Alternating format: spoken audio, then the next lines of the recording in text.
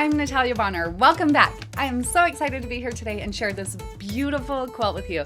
So this is a quilt that I recently custom machine quilted for my client, Donna, and I absolutely love how this quilt turned out.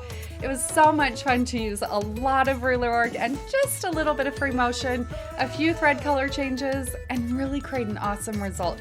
So this fun quilt is one of the Moda is my favorite color patterns, and Donna pieced it using reds and greens.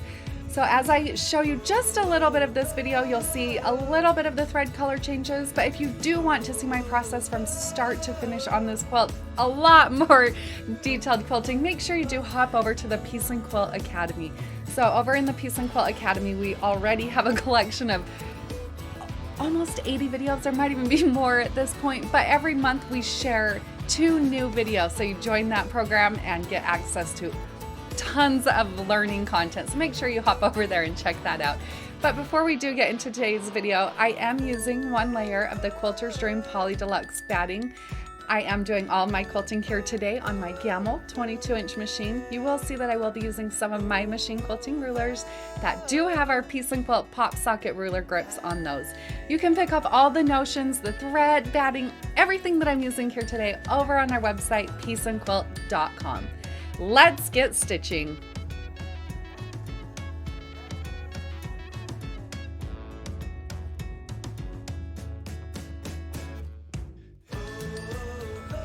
I think the opportunities for quilting a plus block are just unlimited. They are so much fun. On this quilt over in our Piece and Quilt Academy, I will show you even more ways to quilt these fun plus blocks. But let's dive into today's video and stitch out this fun block.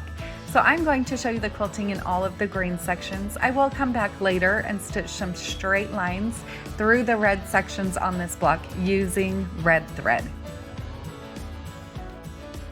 I am using my 4-in-1 machine quilting ruler, and you can see that I do have our Piece and Quilt pop socket ruler grip on there to help me hold my ruler nice and straight.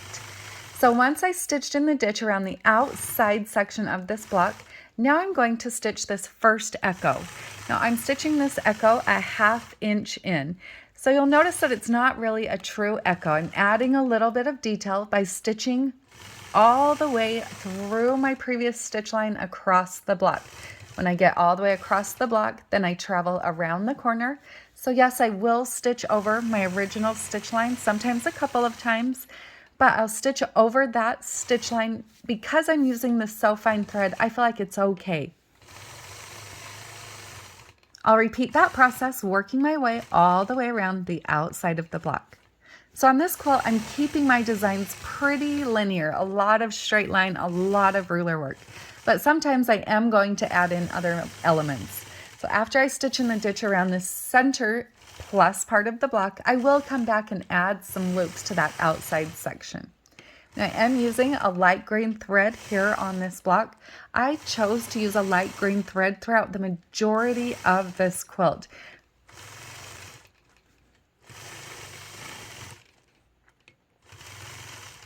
Once my stitch in the ditch work is complete, now I'm going to stitch using my 4-in-1 machine quilting ruler as my guide and stitch an X right through the center of my block. You'll see that I will travel across my previous stitch line here as I travel through the ditch. After I've stitched my first X, then I'm going to travel through my ditch and repeat that process, creating an X going the opposite way through the block.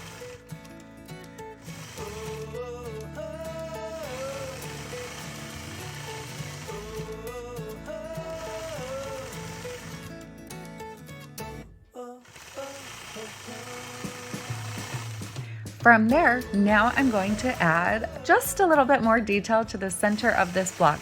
So using the side of my ruler as a guide, no, I'm not doing any marking here. If you need to, there's nothing wrong with adding a lot of markings. You can mark out all of your stitch lines.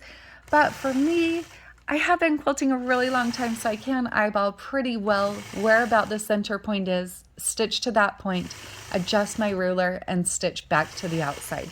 But there's absolutely nothing wrong with marking as much as you need to.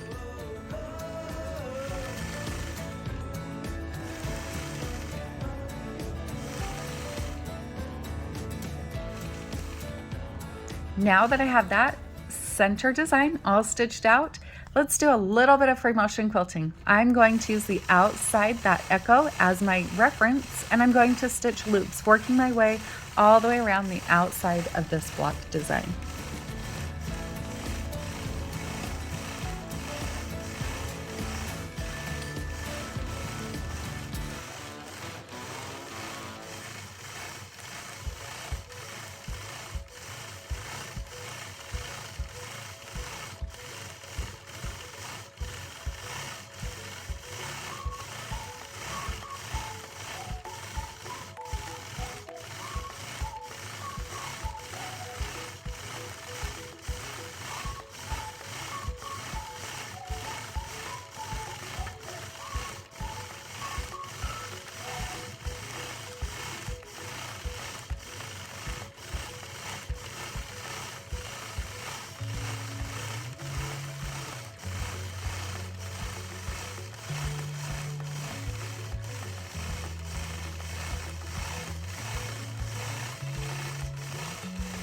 I hope you were able to find just a little bit of inspiration from this fun machine quilting video. You can see more of this quilt, a lot more in depth, over in our Piece and Quilt Academy. Find all the details over on our website, pieceandquilt.com. Have a great day, everybody.